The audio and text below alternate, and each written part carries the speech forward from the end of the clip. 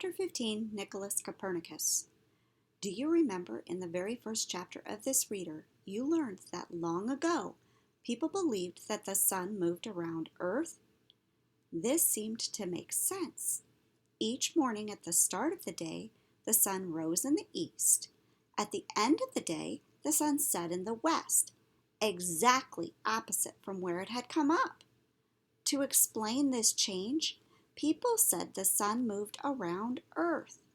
This is what the Greeks and other ancient people believed.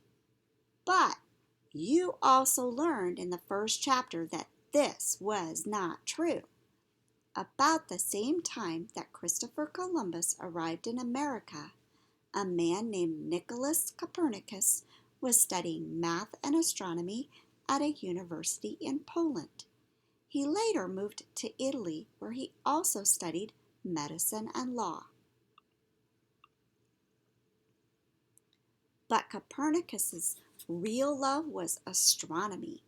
He knew that since ancient times, people believed that the sun moved around Earth. Copernicus began to carefully observe and record the movement of the sun, planets, and stars.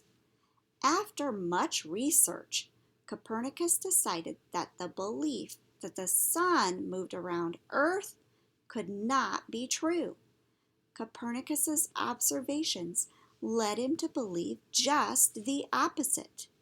He realized that instead, Earth was moving around the sun. He also believed that as Earth orbited the sun, it also completed a full rotation each day. All of Copernicus's ideas came from viewing space without the help of a telescope. He wrote down what he observed from a cathedral bell tower. He also used math to help him prove his point.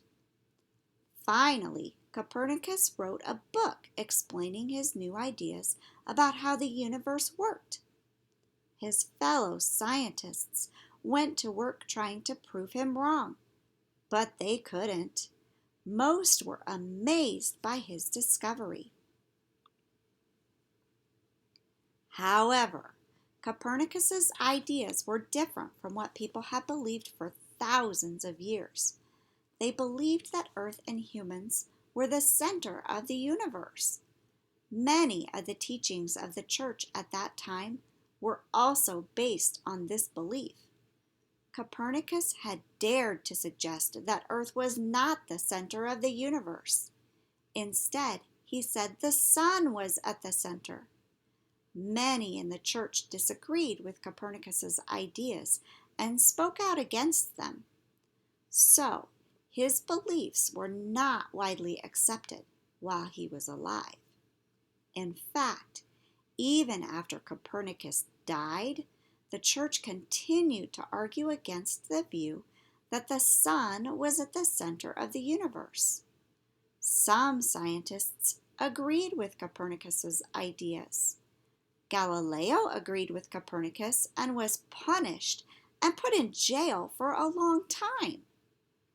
Today we know, of course, that Copernicus was right.